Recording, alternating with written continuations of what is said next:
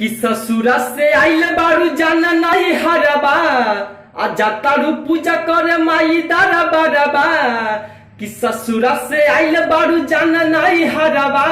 आ जातारू पूजा करे माई दारा बारबा कि एगो कहल तू करी हो कि जरी हो डबल बाती हो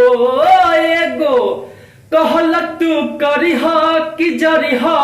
डबल बाती हो पहिल का भातार खाती हो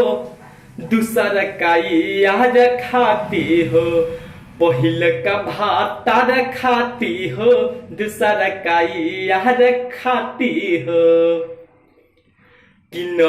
दिन भगती में अनहिया लगई हो संझिया सवेरे माई के आरती देखई हा कि दिन भगती में नहिया लगई हा